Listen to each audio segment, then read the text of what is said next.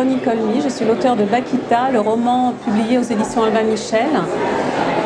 Bakita, c'est l'histoire d'une jeune darfourienne née en 1869 qui a été enlevée à sa famille à l'âge de 7 ans et qui a été mise sur le marché aux esclaves, qui a traversé le Soudan à pied, qui est allée de centre de tri en centre de tri, qui a été achetée 5 fois, qui a subi tout ce que peuvent subir hier, aujourd'hui les petites filles esclaves, et qui a été achetée par le consul italien à Khartoum à la fin du 19e siècle et qui l'a emmenée avec lui en Italie, où elle a été domestique, nourrice, et par le hasard ou non de sa vie, elle est rentrée dans l'ordre religieux des Canossiennes à Venise, qui est un ordre qui s'occupe, encore aujourd'hui, qui s'occupe des enfants pauvres, des orphelines, et elle est devenue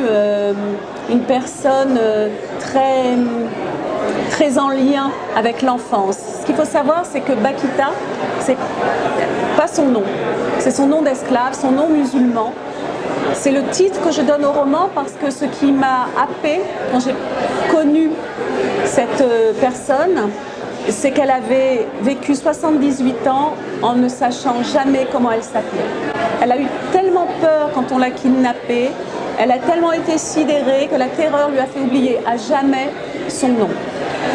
Et elle a existé, en fait, elle a même été canonisée par Jean-Paul II en l'an 2000. Et moi, je l'ai rencontrée, mais complètement par hasard. J'étais en train d'écrire un autre roman, je travaillais dessus. Et l'été, je me suis promenée dans un village à Langeais, en Touraine, et j'ai voulu visiter l'église. Et dans cette église, il y avait son portrait. Donc je l'ai googlisé. J'ai googlisé Bakita en me disant qu'il doit y avoir des tas de livres, je veux les lire. Et il n'y en avait pas. Il y a un livre d'entretien et de témoignages en italien. Donc j'ai acheté ce livre, je me suis lancée dans des recherches et je suis partie sur ses traces, non au Darfour, mais en Italie. Et pendant 2 ans, j'ai écrit ce roman. Je tiens à ce mot roman parce que je ne suis pas une vérificatrice, une spécialiste, une historienne. Je ne suis pas du tout allée dans les archives du Vatican chercher son certificat de baptême ou des choses comme ça.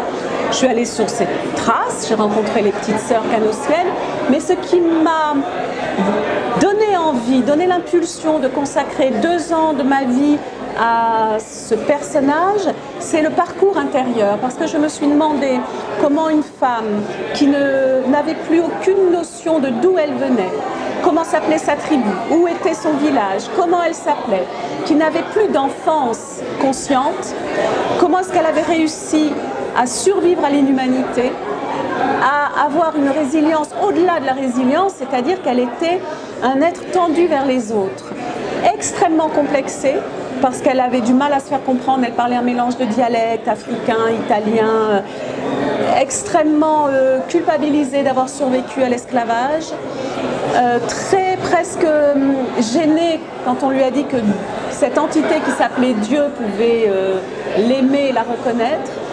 C'est toute la complexité de cette âme-là qui m'a donné envie d'écrire son parcours intérieur. Voilà.